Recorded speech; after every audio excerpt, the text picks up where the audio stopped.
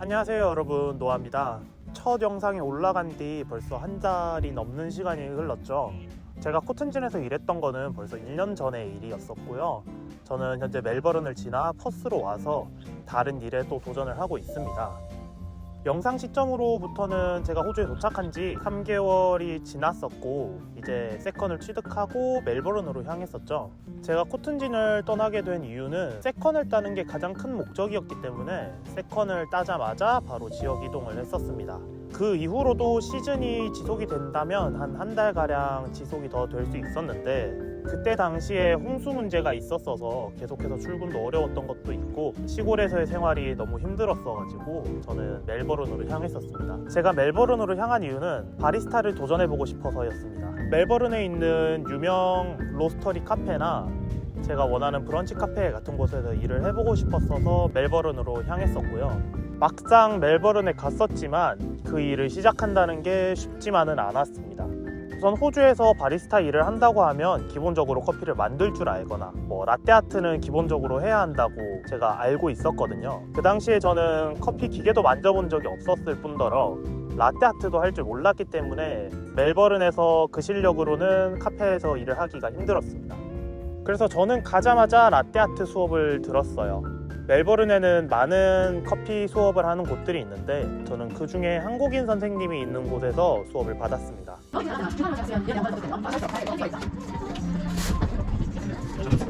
조금 많긴 한데 나쁘진 않아. 살짝 부어주고 여기다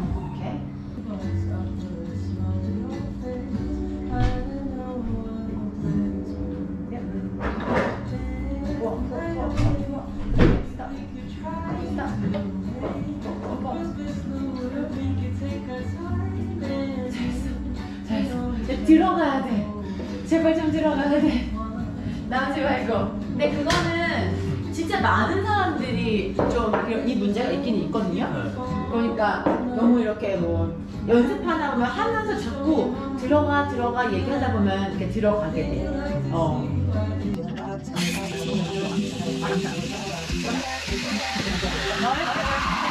소리 들었어 지금? 그거는 공기 주입이 전혀 안 되고 있다는 얘기야. 그러면 저게 너무 올라갔잖아. 근데 처음에 시작할 때 우유가 여기까지 들어가서 시작하는 건데 지금보다 더 낮게 여기 시작한 것 같아. 더 깊게 지금 깊게 들어가서 내가 스팀을 키면 스팀이 나와서 밀크를 밑으로 내려가지고 이만큼 공기가 들어가지는 공간을 만들어줘야 되는데 너무 많이 올라가 있어가지고 충분히 안 내려와. 그래서 공기가 안 들어가고 온도만 올라가고 버리고 기본적인 라떼아트 수업을 받고 나니까 로제타, 하트 정도는 그릴 수 있게 됐었고요. 물론 완벽하진 않았지만요. 저는 그 실력을 바탕으로 제 첫 번째 잡을 구하러 다녔습니다. 멜버른에서 바리스타로서 커피 일을 구하게 된다면 일을 찾는 방법은 두 가지 정도가 있어요. 직접 레주메를 들고 카페에 찾아가는 방법과 페이스북 커뮤니티에 글을 올려서 내가 일을 구할 수 있는 방법이 있습니다. 경력도 없고 실력도 없는 상태에서 제가 직접 카페에 가서 이력서를 내봤자 트라이얼을 해도 뽑힐 리가 만무했고 저는 그래서 페이스북에서 일을 찾는 걸 목표로 했습니다. 페이스북에 제가 구인을 한다는 글을 올리고 구인을 하고 있는 카페에도 이력서를 계속 넣었어요. 그렇게 이력서를 넣고 계속 구인을 하러 다녔을 때 멜버른 외곽에 있는 대학교 안의 작은 카페에서 첫 번째 일을 구할 수 있었습니다. 대학교 안에서 하는 카페이다 보니까 아침 시간에는 정말 바빴고요. 오후에는 조금 한산해서 제 라떼아트 실력을 늘릴 수 있었어요. 그렇게 오전에는 바쁘게 커피를 만들면서 지내고 오후에는 라떼아트 연습을 하면서 2-3주가량 바리스타로서 생활을 했었습니다. 카페에서의 제 시프트가 많은 건 아니었어요. 20시간, 25시간 일을 해가지고는 돈을 모을 수가 없었어요. 물론 제 생활이 편안하고 아침에 출근하고 오후 2-3시에 퇴근을 하다 보니까 여가 시간이 많아서 좋았지만 집값 높은 멜버른에서 그 시간만 일을 해가지고는 돈을 모을 수도 집값만 내기에도 빠듯했었습니다. 그래서 저는 투잡을 구해야만 했어요. 바리스타로서 투잡을 구하자니 보통 아침에 출근을 하다 보니까 오후에 여는 카페가 많지도 않았고 다른 한인잡을 구하기에는 또 아쉬운 면이 많았어서 제가 코튼진에서 일했던 포크리프터를 가지고 웨어하우스에서 근무를 하는 건 어떨까라는 생각을 했었습니다. 마침 멜버른을 알아보니까 다른 도시들보다도 웨어하우스에서 일하는 시급이 많이 높더라고요. 그래서 저는 웨어하우스에서 일할 수 있는 포크리프터 일을 구하기를 시작을 했었고요. 에이전시를 통해서 일을 금방 구할 수 있었습니다. 저는 그렇게 아침 6시에 일어나서 7시에 카페로 출근, 그리고 1시에 카페 일을 마치고 2시부터 10시 반까지 웨어하우스에서 포크리프트를 모는 일을 했었습니다.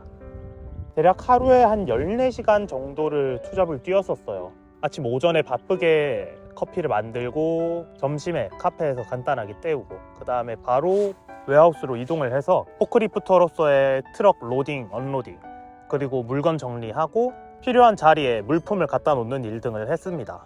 투잡을 한다는 건 정말 쉽지 않았어요. 아침 일찍 일어나서 커피를 또 바쁘게 정신없이 만들고 그 정신으로 웨어하우스에서 가서 일을 하다 보니까 집에만 오면 바로 자는 일이 반복이 됐었고, 특히 포크리프터는 주말에도 일을 하는 경우가 많았어서 거의 쉴 틈 없이 일을 했었습니다. 주변 친구들이 웨어하우스에서 일하는 포크리프터의 생활은 어떻냐고 물었었는데, 에이전시를 잘 구해서 좋은 회사에만 들어간다면 워크앤라이프 밸런스가 잘 맞는 일이라고 생각을 해요.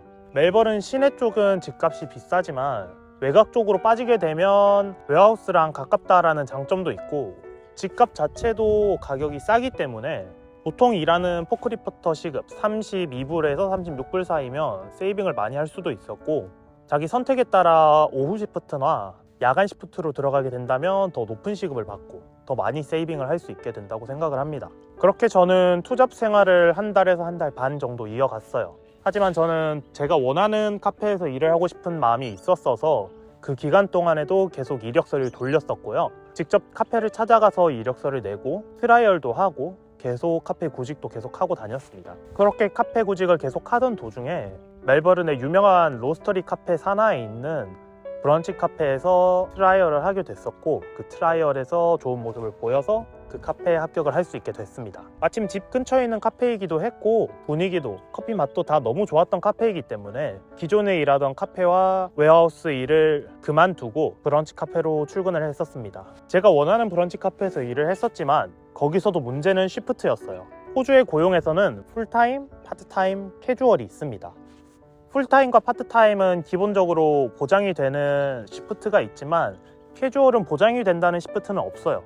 그 대신에 25% 캐주얼 로딩이 붙어서 25% 더 높은 임금을 받을 수 있었죠.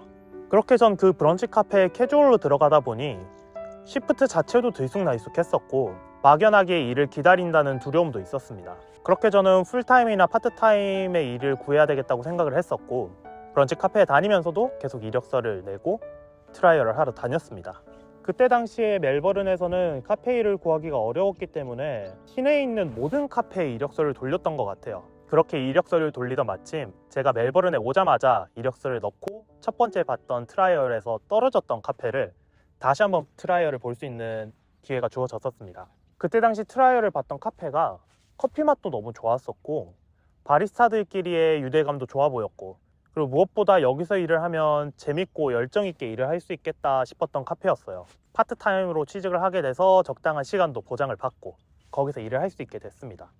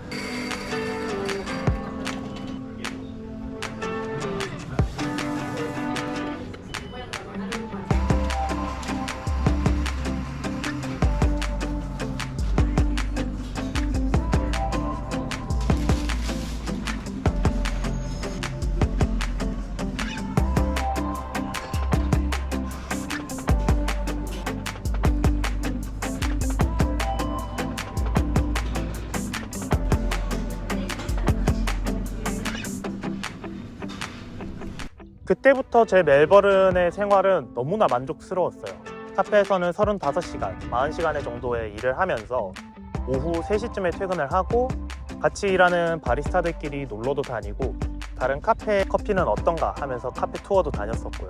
여러분이 멜버른에 오시게 된다면 바리스타를 꿈꾸고 오시는 분들도 많을 텐데요.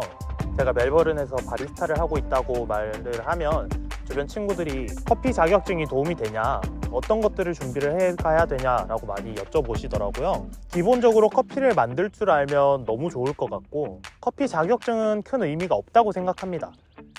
커피 자격증이 있다고 한 줄 정도 더 적어 놓을 수 있지만 그게 큰 영향이 있다고 생각은 하지 않습니다. 제가 멜버른에 8개월 정도 있는 동안 많은 것들을 배웠었어요. 커피에 대한 열정도 키워나갈 수 있었고 짧은 시간 동안이지만 웨어하우스에서 일을 하며 투잡을 하면서 정말 정신없이도 일을 해봤었고요. 멜버른 근교에 있는 멋진 공간들도 다니면서 열심히 여행도 다녔었고요. 제가 딱 꿈꾸는 월의 생활이 멜버른에 있었어요. 하지만 가장 큰 단점이 있었죠. 멜버른에 있으면서는 돈을 모으지를 못했어요. 우선 살인적으로 높은 집값, 시티안 기준으로 마스터룸은 대략 400불 정도의 가격을 했었고요. 저는 외곽에 있는 2룸짜리 아파트를 빌려서 친구 1명과 2명에서 생활을 했었는데요. 모든 공과금을 포함해서 주에 340불 정도가 나갔었어요. 주에 한 35시간 그 정도의 시간을 일을 하면서 시티에서 먹고 싶은 걸 먹고 외곽으로 나가 놀고 하니까 정말 모이는 돈은 없었습니다. 물론 투잡을 하게 된다거나 아니면 더 높은 시급의 카페로의 이직을 생각을 못 해본 건 아니에요. 할 기회도 있었고요. 하지만 저는 제가 생활했던 생활에 너무 만족을 했었고 돈은 다른 곳에서 모은다는 생각으로 저는 멜버른에서 생활을 했었습니다. 저는 그렇게 5월 말까지 멜버른 생활을 했었고요. 지금은 또 다른 도전을 하고 돈을 모으러 퍼스로 이동을 했습니다. 바로 마이닝을 도전하러 말이죠.